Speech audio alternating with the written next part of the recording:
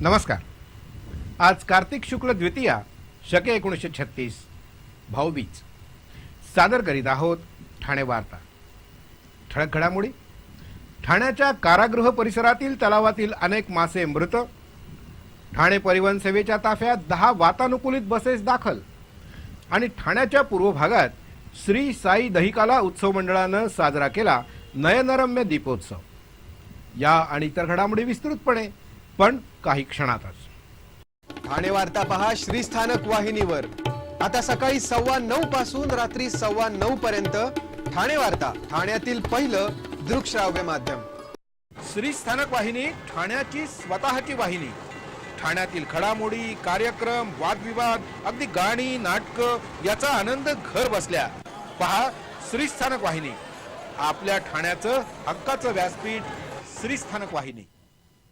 ठाणे वार्ता आता संकेतस्थळावर देखील ठाणेवार्ता.com वर क्लिक करा आणि ठाण्याच्या घडामोडी जाणून घ्या। ठाण्यातील पहिलं ऑनलाईन माध्यम ठाणेवार्ता.com। नमस्कार मंडळी, दर रविवारी पाहायला विसरू नका। नमस्कार मंडळी, आपल्या प्रश्नांचं थेट उत्तर। ठाणे वार्ता पहा श्रीस्थानक वाहिनीवर। आता सकाळी 9:15 पासून रात्री 9:15 पर्यंत ठाणे वार्ता, ठाण्यातील पहिलं दृकश्राव्य माध्यम। ठाण्याच्या काही भागात आज सकाळी पावसाचा हलकासा शिडकावा झाला। दिवाळी म्हटलं की थंडीच असते, पण अलीकडे वातावरणातील बदलामुळे सगळेच मोसम बदलू लागलेत। यंदाच्या दिवाळीत थंडीचा फारसा अनुभव आलाच नाही। उलट वातावरणातील तापमानात वाढच झाली होती। काल देखील दिवसभर काहीसं ढगाळ वातावरण होतं, त्यामुळे हवेतील उष्मा वाढला होता। आज देखील सकाळपासून ढगाळ वातावरणामुळे दिवसभर सूर्यदर्शन होऊ शकलं नाही।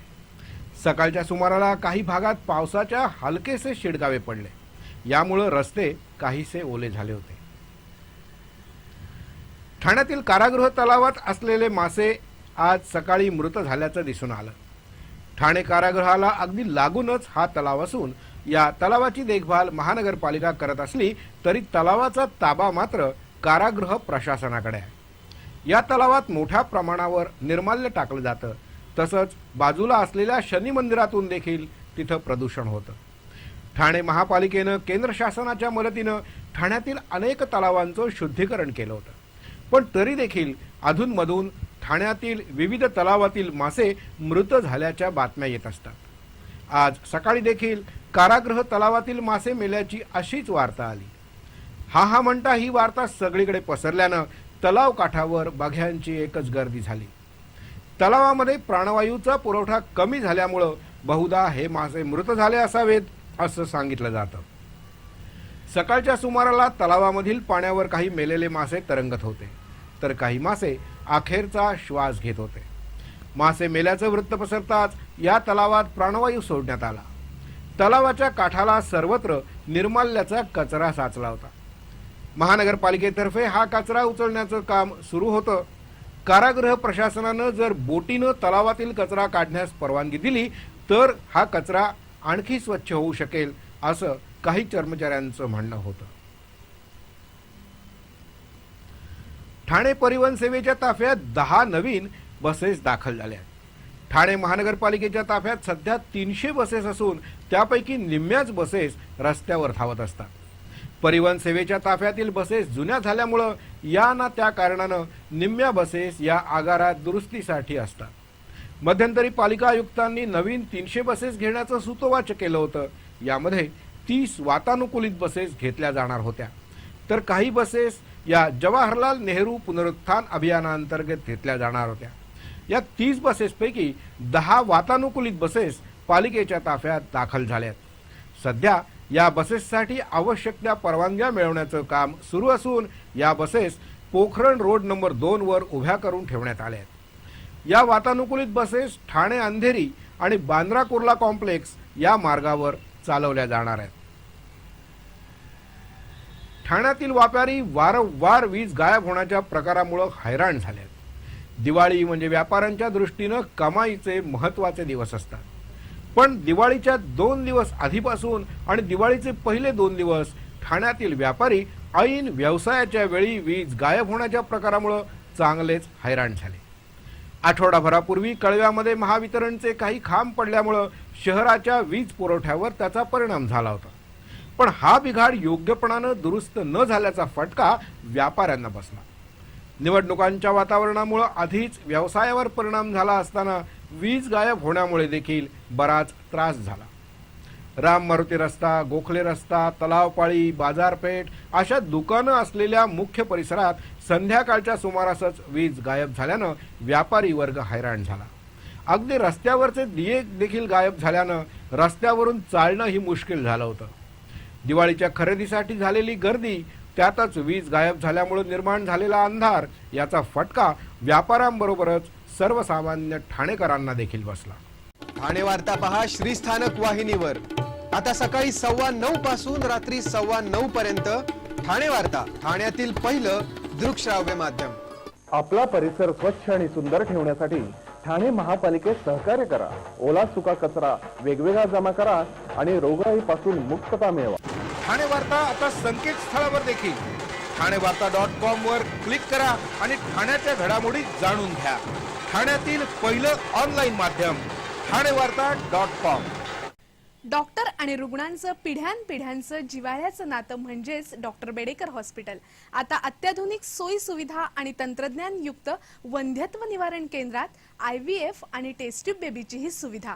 Doctor Bedekar hospital, Maharshi Karvepath, Thane. 65 वर्षांची निरंतर सेवा. Jaipuri jewellery exhibition cum sale, 50% बचत. American diamond sets, mangalsutra, fancy bracelet, fancy earring top, radium आणि गोल्ड प्लेटेड बांगड्या आणि अन्य ज्वेलरी फक्त जयपुरी ज्वेलरी एक्झिबिशन मध्ये, अशोका बेसमेंट जवळ, गोखले रोड, नौपाडा, ठाणे पश्चिम. ठाणे वार्ता पहा श्रीस्थानक वाहिनीवर. आता सकाळी 9:15 पासून रात्री 9:15 पर्यंत ठाणे वार्ता, ठाण्यातील पहिलं दृकश्राव्य माध्यम. फेसबुकवरील एका पेजवर मुस्लिम धर्माविषयी विकृत पोस्ट टाकणाऱ्यांवर कारवाई करावी या मागणीसाठी वागळेमधील मुस्लिम समाजानं श्रीनगर पोलीस ठाण्यासमोर धरणं धरलं होतं. हिना मोदा या पेजवर मुस्लिम धर्म आणि कुराणाविषयी विकृत पोस्ट टाकून समाजातील वातावरण बिघडवण्याचा प्रयत्न केला जात असल्याच्या निषेधार्थ वागळे परिसरातील मुस्लिम बांधवांनी श्रीनगर पोलीस ठाण्यात दाद मागण्याचा प्रयत्न केला. कुराण आणि मुस्लिम धर्माविषयी अशी पोस्ट टाकणाऱ्यावर त्वरित गुन्हे दाखल करावेत अशी या समाजाची मागणी होती. देशातील टोल नाक्यावर इलेक्ट्रॉनिक टोल कनेक्शन सुविधा सुरू केली जाणार असून येत्या 31 ऑक्टोबरला केंद्रीय वाहतूक आणि महामार्ग मंत्री नितीन गडकरी यांच्या हस्ते तिचा शुभारंभ होणार आहे. सध्या 55 टोल नाक्यावर अशी सुविधा प्रायोगिक तत्वावर उभारण्यात आली आहे. आता दिल्ली ते मुंबई या मार्गावर या सुविधेचा शुभारंभ होतोय. दिल्ली ते मुंबई महामार्ग हा हरियाणा, राजस्थान, मध्य प्रदेश, गुजरात असा जातो. यासाठी इंडियन हायवे मॅनेजमेंट कंपनी स्थापन करण्यात आली आहे. या कंपनीद्वारे ही सुविधा राबवली जाणार आहे. ठाण्यातील कोपरी भागात काल भव्य दीपोत्सव साजरा करण्यात आला. पाडव्याच्या निमित्तानं आयोजित करण्यात आलेल्या या दीपोत्सवाचं उद्घाटन शिवसेनेचे संपर्क प्रमुख आमदार एकनाथ शिंदे यांच्या हस्ते झालं. कोपरीतील श्री साई दहिकाला उत्सव मंडळातर्फे दरवर्षी असा दीपोत्सव साजरा केला जातो. या दीपोत्सवाचं हे 11वं वर्ष आहे. मीठबंदर रस्त्यावरील अष्टविनायक चौकात नयनरम्य रांगोळ्या चितारून त्यावर पणत्या लावण्यात आल्या होत्या. तसंच आवाजविरहित फटाक्यांची आतिषबाजी देखील यावेळी करण्यात आली. याबरोबरच आकाशात कंदील देखील सोडण्यात आले. नातू परांजपे कॉलनी ते अष्टविनायक चौक अशा साधारण 82 रांगोळ्या चितारण्यात आल्या होत्या. यामध्ये फुलांच्या तसंच भुशाच्या देखील रांगोळ्या होत्या. पर्यावरण, स्वच्छता, नेत्रदान अशा विविध सामाजिक विषयांवर या रांगोळ्या चितारण्यात आल्या होत्या. या रांगोळ्यांभोवती सुमारे 3,500 दिवे लावण्यात आले होते. रात्री या परिसरात संपूर्ण दिवे मालवून अंधार करण्यात आला आणि हे दिवे परिसरातील नागरिकांनी प्रज्वलित केले. संपूर्ण अंधारात हे दिवे अतिशय नयनरम्य दिसत होते. विभागातील सर्व जाती, धर्म तसंच गरीब श्रीमंत अशा सर्व थरातील लोकांना दिवाळी साजरी करता यावी या उद्देशानं या दीपोत्सवाचं आयोजन करण्यात आल्याचं श्री साई दहिकाला उत्सव मंडळाचे अध्यक्ष रवी मोरे यांनी सांगितलं. रात्री 2:30 वाजता या सर्व रांगोळ्या पुसून मंडळाच्या कार्यकर्त्यांनी रस्ता स्वच्छ केला. बहीण भावाच्या प्रेमाचं प्रतीक असणारी भाऊबीज आज सर्वत्र उत्साहात साजरी झाली. दिवाळीचा शेवटचा दिवस म्हणजे यमद्वितीया किंवा भाऊबीज. या दिवशी यमुनेनं आपल्या घरी यमाची म्हणजे भावाची पूजा केली आणि त्याला पंचपक्वान्नांचं जेवण जेवू घातलं. प्रसन्न झालेल्या यमानं बहिणीला वर मागायला सांगितलं. त्यावेळी बहिणीनं दरवर्षी याच दिवशी माझ्या घरी जेवायला यायचं आणि जो भाऊ स्वतःच्या बहिणीच्या हातचं जेवेल त्याला तू सुखी करायचं असा वर यमाकडे मागितला. आपल्या भावाच्या आयुर्वृद्धीसाठी यमाची पूजा करण्याची प्रथा आहे. भाऊबीजेच्या दिवशी भावाची पूजा करण्यामागे फार मोठा अर्थ दडलेला आहे. बीजेचा चंद्र हा कर्तृत्वाचा प्रतीक मानला जातो. आपला भाऊ हा बीजेच्या चंद्राप्रमाणे कर्तृत्ववान व्हावा अशी सदिच्छा बहिणीच्या मनात यामागे असते. भाऊबीजेला भाऊ बहिणीच्या घरी जाऊन ओवाळणी म्हणून भेटवस्तू देतो. यावेळी बहीण देखील भावाला औक्षण करते आणि भेटवस्तू देते अशी प्रथा आहे. श्री स्थानक वाहिनी ठाण्याची स्वतःची वाहिनी. ठाण्यातील घडामोडी, कार्यक्रम, वादविवाद, अगदी गाणी, नाटकं याचा आनंद घर बसल्या. पहा श्री स्थानक वाहिनी, आपल्या ठाण्याचं हक्काचं व्यासपीठ. श्री स्थानक वाहिनी. ठाणे वार्ता आता संकेतस्थळावर देखील ठाणेवार्ता.com वर क्लिक करा आणि ठाण्याच्या घडामोडी जाणून घ्या. ठाण्यातील पहिलं ऑनलाईन माध्यम ठाणेवार्ता.com. नमस्कार मंडळी, दर रविवारी पाहायला विसरू नका. नमस्कार मंडळी, आपल्या प्रश्नांचं थेट उत्तर. ठाणे वार्ता पहा श्रीस्थानक वाहिनीवर. आता सकाळी 9:15 पासून रात्री 9:15 पर्यंत. ठाणे वार्ता, ठाण्यातील पहिलं दृकश्राव्य माध्यम.